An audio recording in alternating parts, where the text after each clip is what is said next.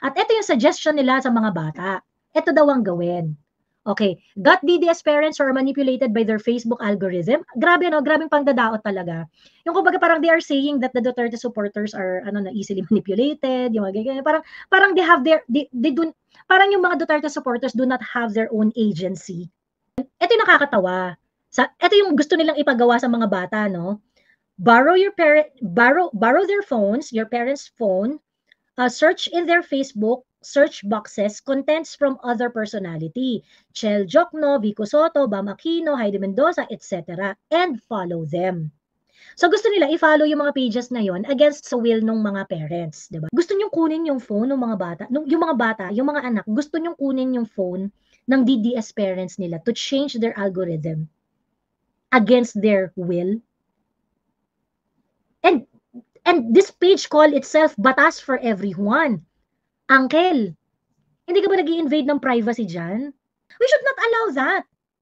We should not allow yung mga big corporations like Procter and Gamble at yung iba pang mga malalaking corporation na kung saan ang clientele nila includes Duterte supporters. We should not allow them to disrespect us. So, itong employee ninyo na balasubas, is that a way for you to support an employee? In fact, I am not after the termination of of Ate Girl. I am after the company establishing a policy of no kupal policy. Ngayon, if you're not going to do something about it, bala kayo. Hindi ibig sabihin, tinotolerate niyo yung ganyang space sa company ninyo. And if you're tolerating that kupal, na yung, if you are empowering kakupalan, boycott kayo sa akin.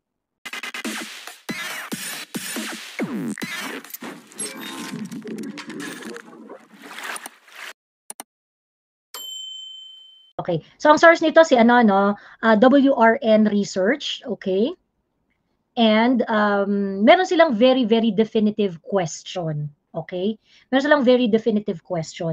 Ang survey was actually done 23 to 28. Yun yung field work dates. Ayan. Before election pa to, ha? Before election pa to. Kaya nakakaloka talaga yung nakakaloka talaga yung result ng election. Nakakaloka kasi talagang hindi talaga siya responsive dun sa mga surveys na nangyari. Hindi talaga siya responsive dun sa mga surveys na nangyari ng iba't ibang survey company.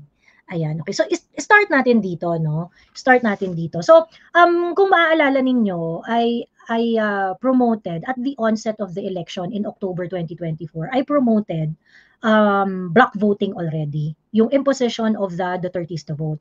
Ayan. 12 noon to 9 PM sa Taguig pa office ko, from Santa Rosa ako, baluarte ni Boy Google.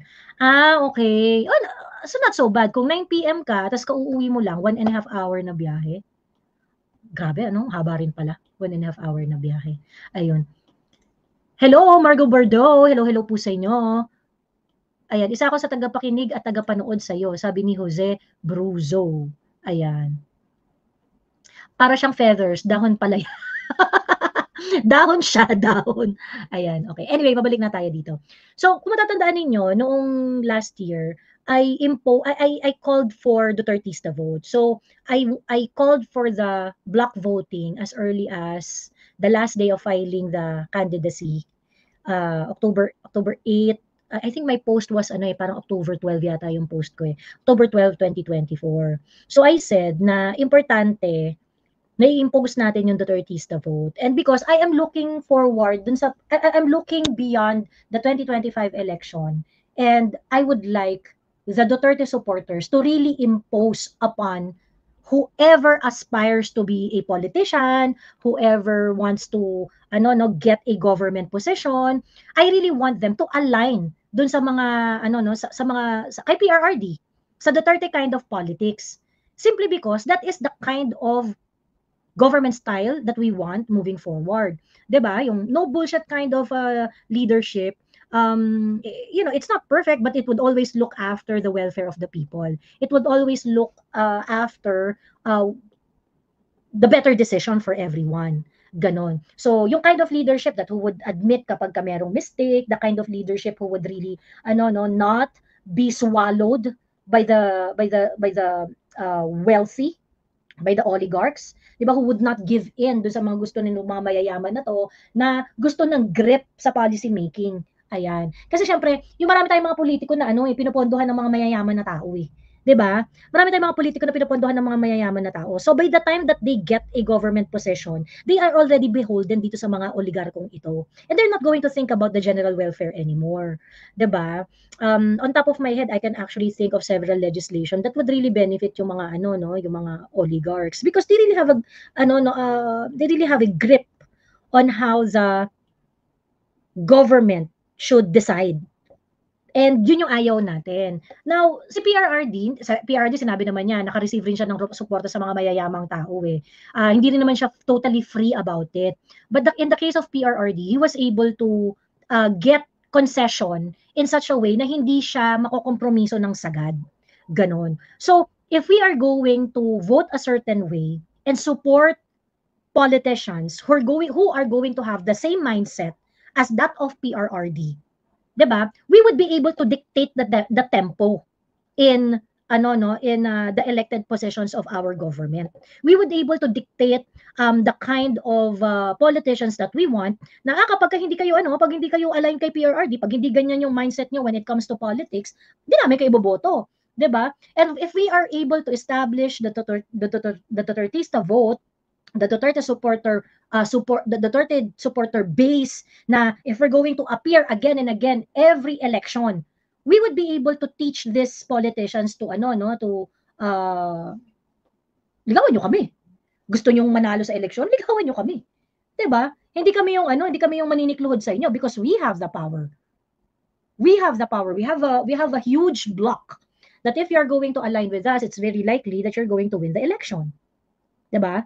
So ngayon, itong WRN survey, ang sabi dito sa survey nila, ang ilang mga Pilipino ay nilalarawan ng kanilang sarili bilang taga-suporta ng mga Marcos.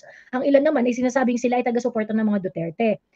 At ang iba naman ay sinasabing sila ay oposisyon. Paano mo inilalarawan ang iyong suporta? Okay? So ibig sabihin yung yung tinanong, siya yung magsasabi kung i-align niya yung sarili niya to certain individuals, to certain politicians, ganon. So ang sabi dito, 15% taga-suporta ng mga Marcos at kanilang mga kaalyado. Yung mga pink, which is at the bottom feeder dito yung mga pink, taga-suporta ng mga nasa oposisyon kagaya nila Leni Robredo, Risa Ontiveros at iba pa nilang mga kaalyado, 13.6. So pinks are the bottom feeder here. Okay, sila yung pinaka-konti. Taga-suporta ng mga Duterte at kanilang mga kaalyado, 40.01. Okay? 40.01. Wala sa mga nabanggit, 31.4. 31.4. Now, you have to take into consideration, yung mga nandun sa,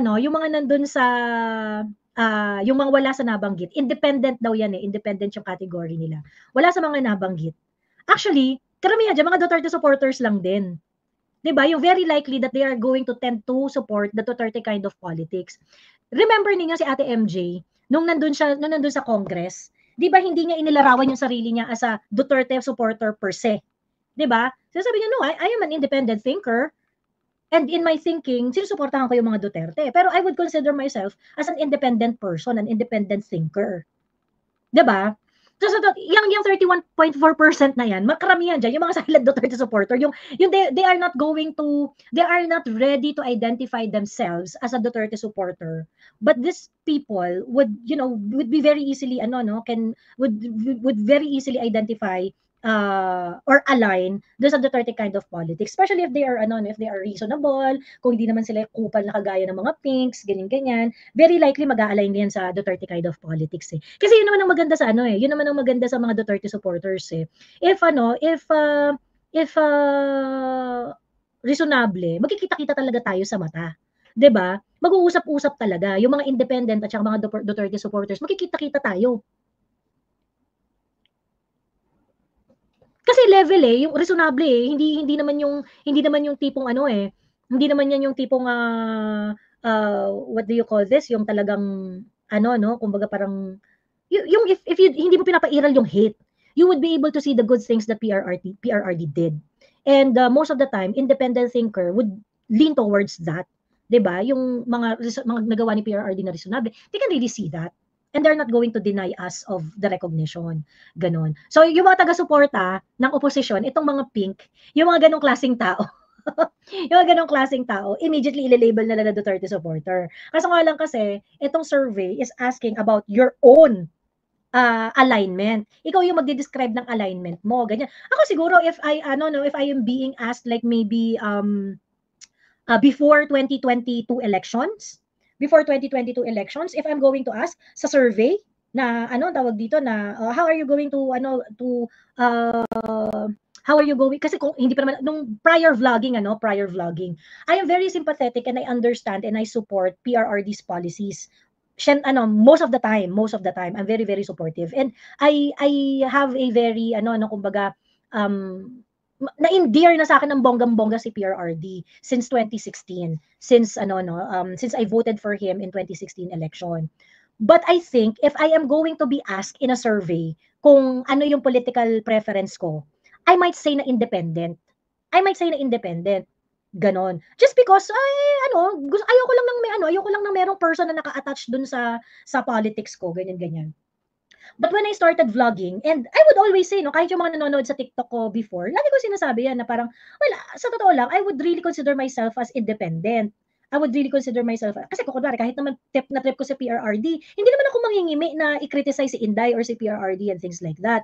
Kasi hindi naman niya mababago yung yung susuportahan ko pa rin sila, pero kaya ko pa rin silang i-criticize. So for me, that brings my independence, my category as an independent thinker dito sa whole categories na to. Ganyan. I might say na gano'n, in fact, baka nga pagka sinorvey rin ako ngayon, baka that's how I am going to classify myself. Ganon. Kung sasabihin ko rin na independent. Ganyan. Kaya nga sabi ko yung mga independent na kinategorize dito, which is 31.4. Kasama pa dyan yung mga silent DDS supporters. Yung mga merong yung makikipagbardahan for the policies of PRRD. Kasi tama. But they would not necessarily call themselves Duterte supporters. Yon. Ayan. So anyway, itong WRN na survey, sana meron ding yung ibang survey company, they also do this kind of survey para makita talaga natin yung numbers.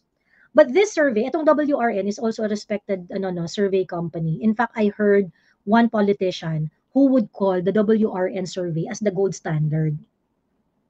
Ayun, sinasabi nila yan daw yung gold standard, yung WRN survey. Ayan. Okay? So, given this data, given this information, makikita na natin na kapag kinlaim talaga ng mga Duterte supporters yung power niya, we are a formidable force in this democracy.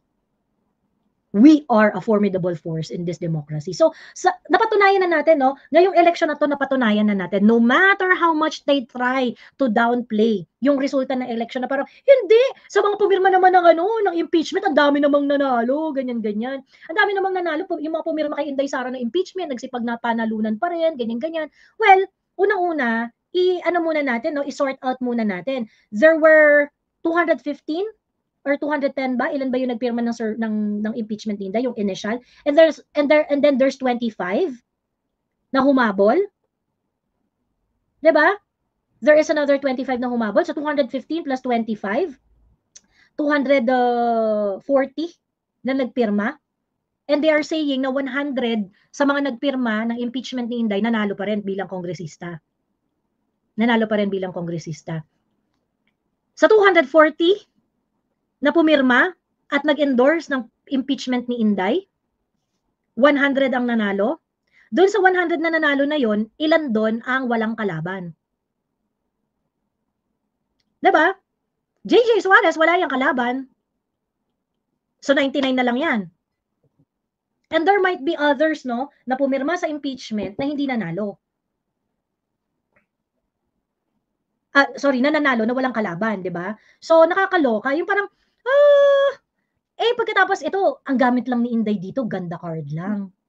'Di ba? Ganda card lang yung gamit ni Inday diyan. Pero yun nagsusuporta lang siya. Yung iba, natalo because of the fact na tinablan nila si Inday, like Mitch Cajayon, 'di ba? Hindi rin naman dinayo ni Inday yung Caloocan eh. Tapos yung iba pinadisqualified, correct? Yung pinadisqualified.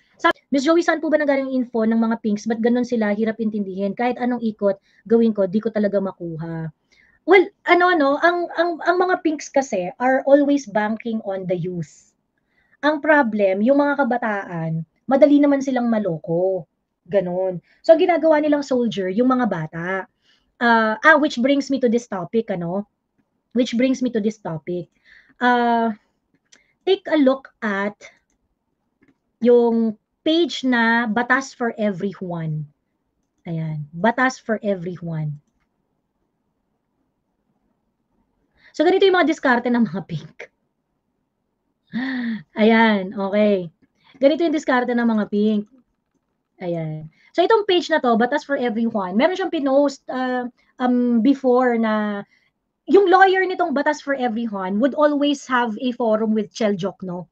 Tapos nag-university tour sila and things like that. Kaya nga sabi ko dapat yung mga ano, no, yung mga Duterte vloggers should also do a university tour. Just to ano, no, just to level the discourse. Kasi ano ganyan yung ginagawa talaga ng mga yellows. Ayan. So anyway, itong page na to na Batas for Everyone. Po siya, sabi niya, kids, this is your weekly task until 2028. One personalities like Heidi Mendoza, Chel Jokno, Vico Soto, and Leni Robredo are other figures running this country, but your parents are hardcore DDS and are consuming these contents regularly. I have a task for you. Change your algorithm by doing the following steps and watch magic happen. You have 3 years, but you should start now. Good luck and may the odds be in your favor or whatever Gen Zs use now. Sabi nitong pa-cool na Batas for Everyone. At ito yung suggestion nila sa mga bata. Ito daw ang gawin. Okay, got DDS parents who are manipulated by their Facebook algorithm. Grabe no, grabeng pangdadaot talaga. Yung kumbaga parang they are saying that the Duterte supporters are na easily manipulated, yung mga ganyan. Parang they have they do parang yung mga Duterte supporters do not have their own agency. Grabe no? Grabe sa kakapalan ng mukha no? Parang they feel na they do not have their own agency na mamamanipulate ka kasi ito yung nakikita mo sa algorithm mo, gano'n. So, grabe silang ka-disrespectful ano? Grabe silang ka-disrespectful.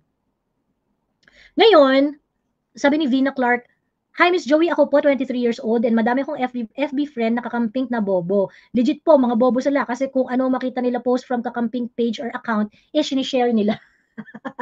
Agad-agad without question, without processing it. Ayan. So ngayon, ito yung nakakatawa. Ito yung gusto nilang ipagawa sa mga bata, no? Borrow their phones, your parents' phone, search in their Facebook search boxes contents from other personality, Chel Jokno, Vico Soto, Bam Aquino, Heidi Mendoza, etc. and follow them. So gusto nila i-follow yung mga pages na yon against sa will ng mga parents, 'di ba? Kumbaga parang wag mo nang baguhin mo na lang yung baguhin mo na lang yung algorithm nila para maglabasan mga Chel Jokno forever. Ganon. Share meaningful contents to them via Messenger, fact check their post by talking to them. Actually, I have no disagreement dun sa last two, no? Share meaningful contents to them via Messenger or fact check their post by talking to them, ganyan. Walang problema diyan. In fact, ako I try to watch the contents of other yung opposing views yan. Minsan sila Hidarian, pinapanood ko rin yan minsan, yung Fact First, yung kay Christian Esguerra, pinapanood ko yung mga yan.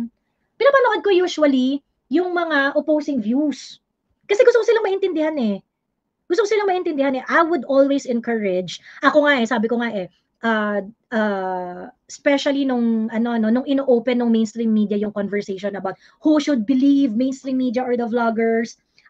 Ilang beses ko sinabi and I even tell I even told the News 5 representative, yung One News speech or whoever, yung gumawa ng debate kung sino dapat paniwalaan, mainstream media or vloggers.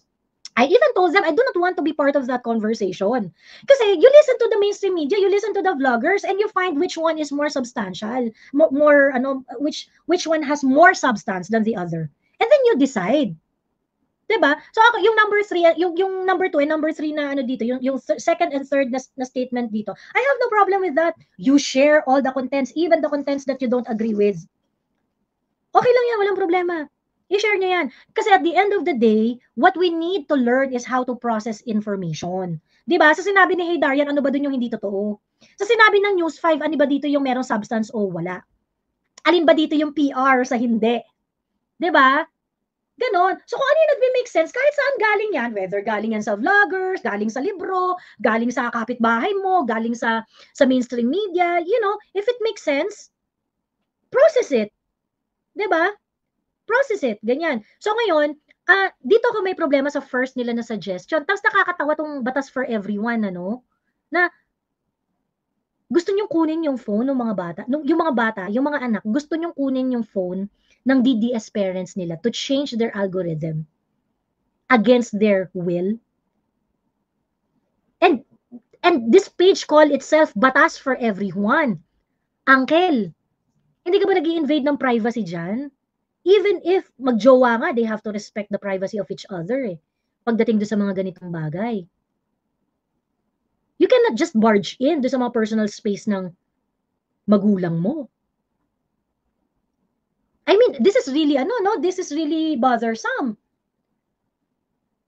Kaya wala akong tiwala dito sa mga yellow pink na to because they are going to resort dito sa mga desperate measures na ito just so they can get more supporters. So this is the very reason why hindi kayo dumadami.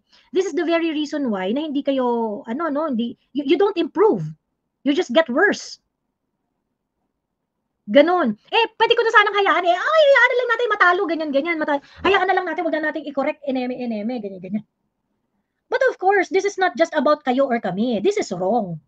Whether kakamping yung parents mo or DDS yung parents mo, you just don't get their phones and tinker it without their permission.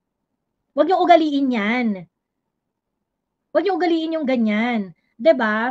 Ayun. So, yung dito ako nabubisit dun sa mga yellows at saka sa mga pinks. Grabe yung pagka-brazen nila na mambastos, grabe yung pagka-brazen nila na mambastos ng mga tao.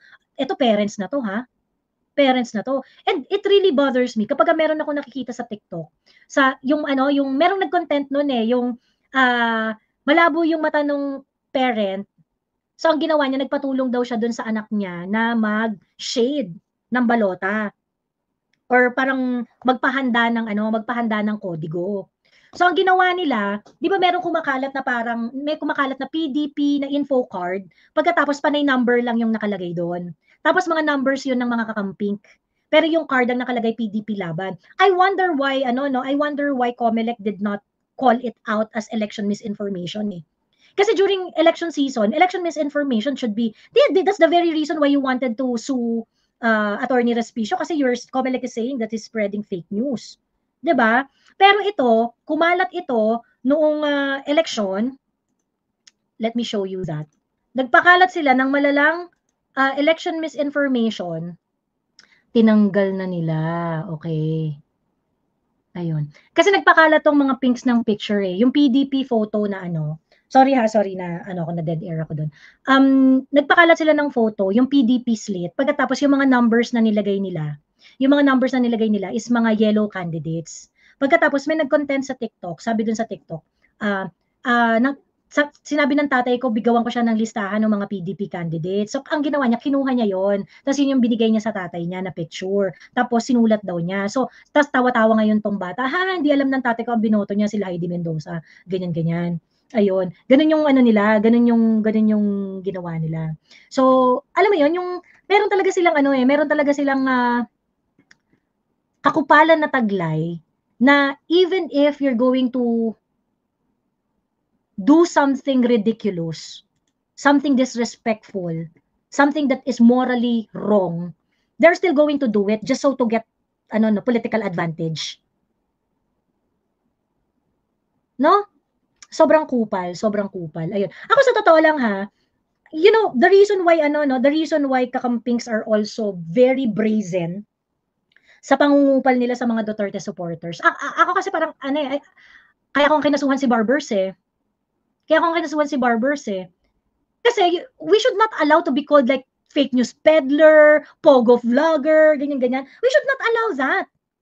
We should not allow yung mga big corporations like Procter & Gamble at yung iba pang mga malalaking corporation na kung saan ang clientele nila includes Duterte supporters, we should not allow them to disrespect us.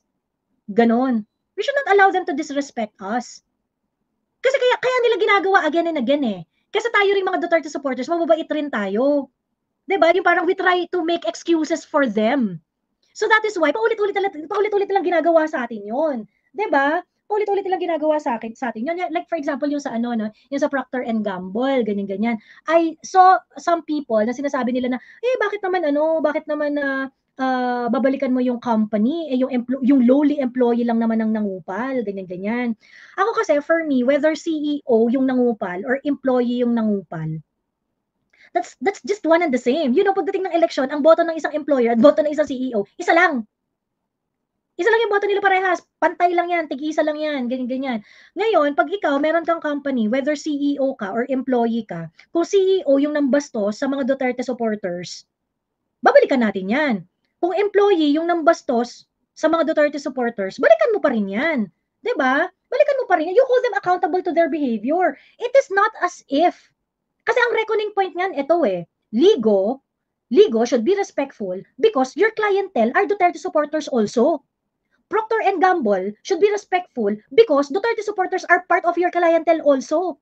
Handun yung reckoning point.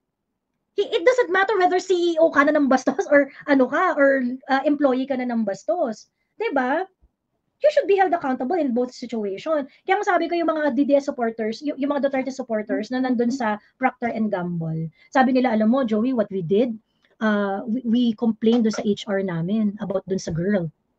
Ganon, about dun sa girl. And even dun sa HR namin, kasi because the management, kasi P&G boasts, company policy wherein they support employees' growth.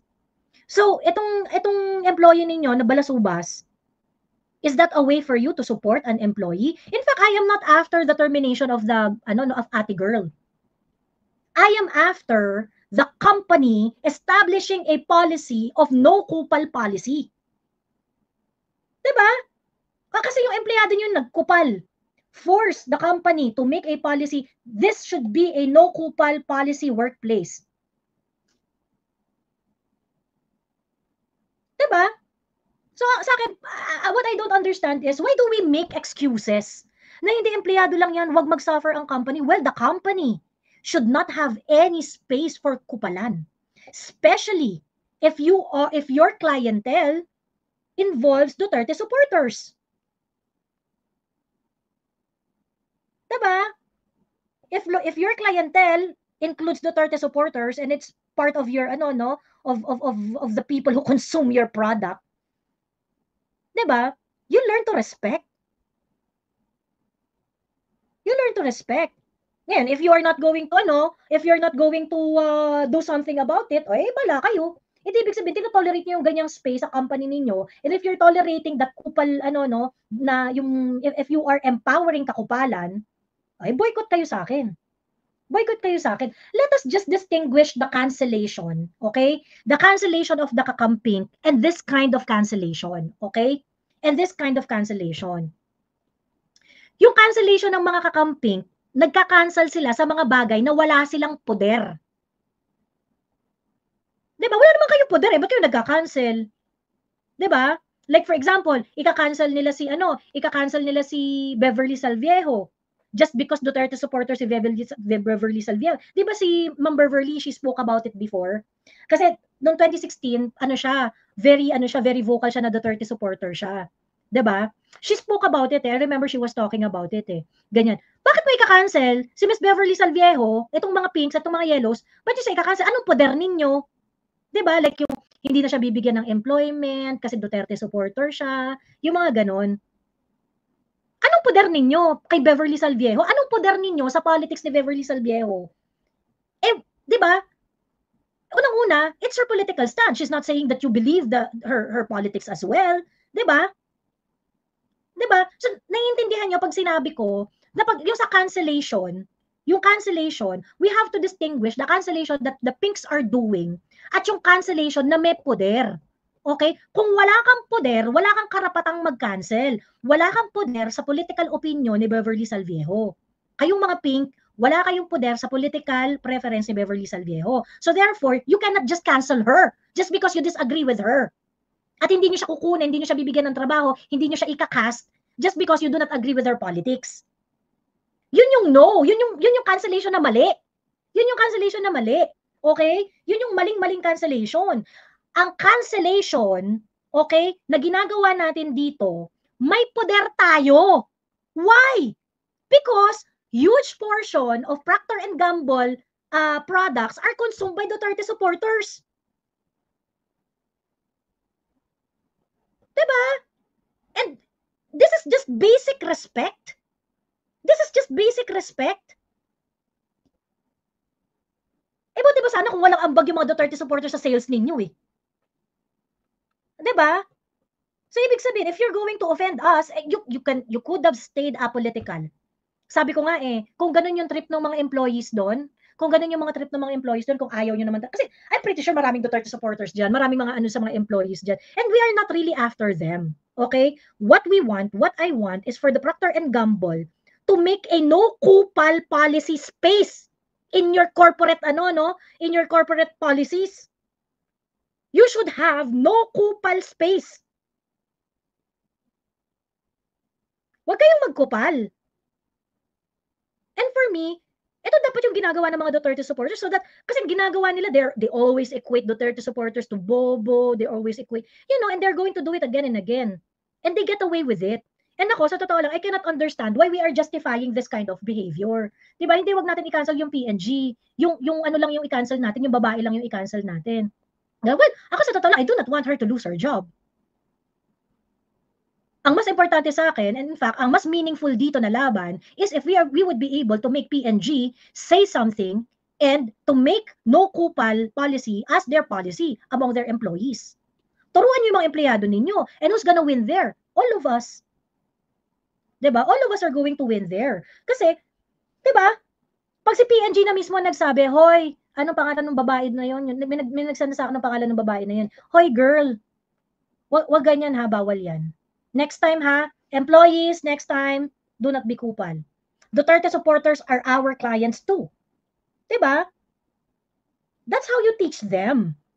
We cannot justify their disrespect. Diba? It shouldn't be us justifying their disrespect. Ayun. So parang for me, parang sa akin, hindi. Mas ayokong mapunta yung gigil dun sa babae. Kasi yung babae individual yun eh. What I want is kasi sila yung mas sila yung makakagawa ng mas lasting impression. And by doing lasting change, lasting policies, and by doing that, no other employees would do the same.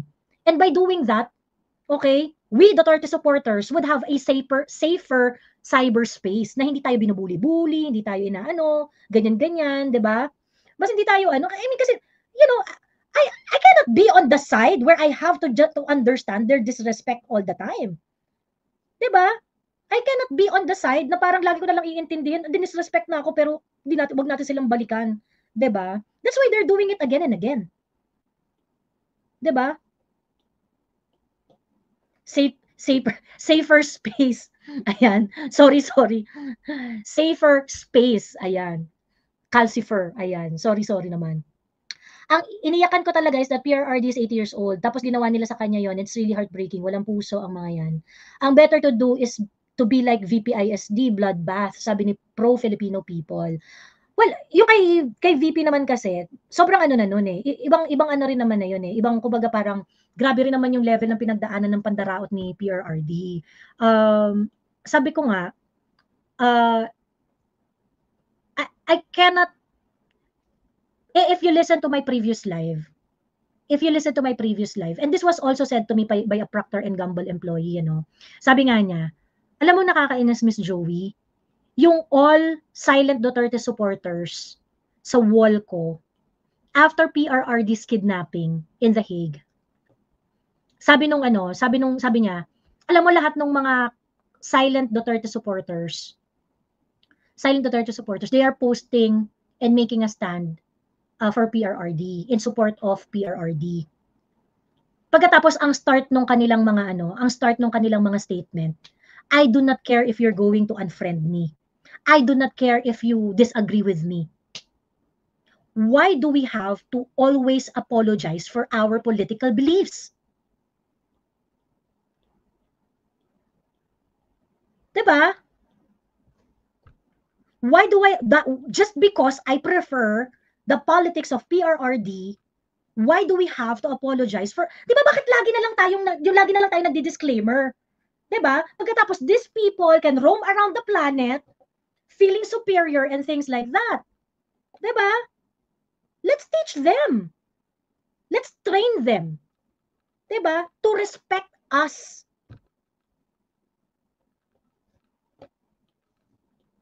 Let us teach them to respect our position.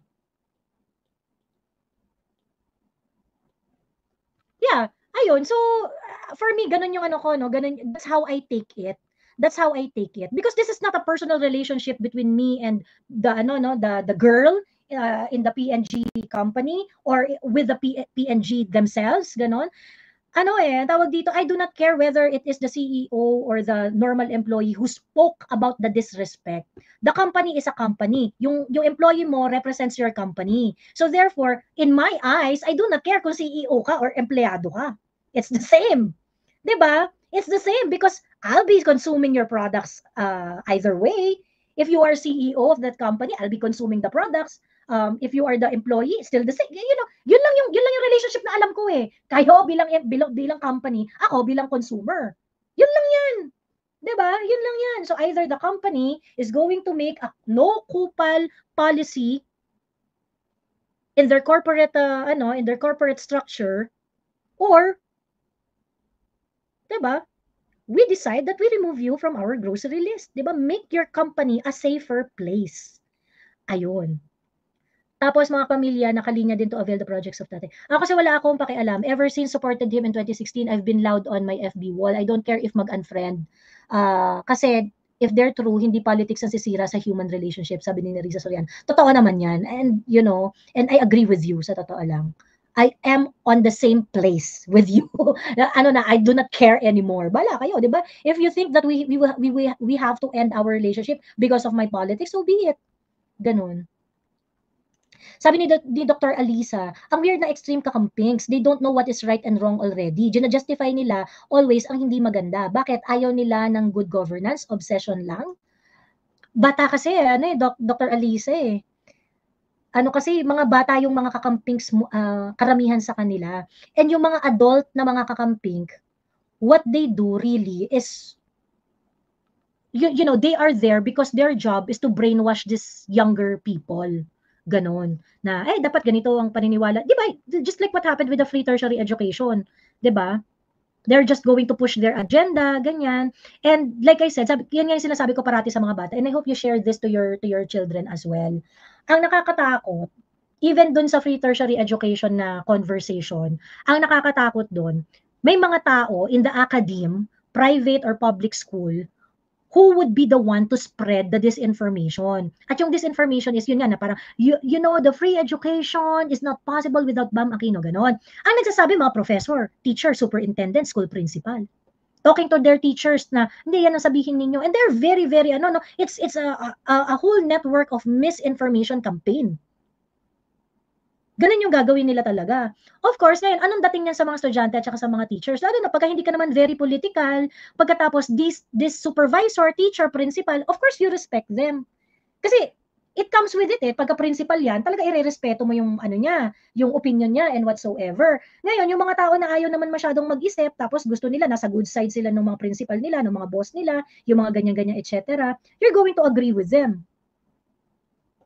'Di ba? Yan yung misinformation campaign talaga nila. Ako nung college pa lang ako na-notice ko na yan Na meron talaga kaming mga professor, teachers sa school, sa UP, who would really push on certain political narrative. Kasi since sila parang maganda yung reputation nila sa academe, ganyan-ganyan, a lot of students would adopt the same political stand. Hindi na sila mag-iisip for them. Hindi na sila magpa-process ng information. Ita-take na lang niya yung political stand ni Prof. A. Kasi professor yun He can't be wrong. 'Di ba? And that, ladies and gentlemen, is the fallacy of false authority. Hindi porket siya yung professor, ibig sabihin, tama na yung sinasabi niya. 'Di ba? And I hope you introduce that to your children na parang, anak, alam mo, meron kasi tayong tinatawag na fallacy of false authority. Na kapag ka ang nagsabi, si ganito, si ganyan, 'di ba? Iisipin mo tama na yung sinasabi niya kasi ganito, kasi mataas yung status niya sa buhay. Mataas yung bonggang-bongga yung credentials niya. Okay? But that should not be the standard. 'Diba? You always and you must always process information. You must categorize sa mga sinabi niya, alin diyan yung verifiable, alin diyan yung hindi verifiable. Kung verifiable yan, then do your own research. Totoo ba yung sinasabi niya o hindi? 'Di ba? Ayun. So yun. Actually, maraming teachers pumapasok sa academe, pero manggo-groom or power trip, not necessarily to educate the youth. And I've seen that. I've seen that. Ano talaga yan sa UP. Ayun. Miss Joey, kasi pag maganda ang pagka-deliver, very educated and nakaka-intimidate talaga, nakakadala nadadala ang mga bata. And agree Doc Alisa. In fact, nung college ako, dumaan ako sa phase na yun na parang, ay putang ina, bilib ako dito, galing ng pagkakasabi galing ng pagkakasabi, ganun. But later on, of course, I realized na dupe pala yun.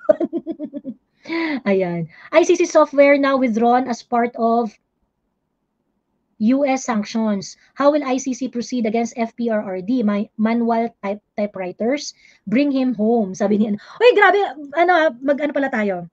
Yan, isa sa mga, yun nga, there is always a time of, for reckoning So, siguro last week pa to, na pabalita, I posted about it I think,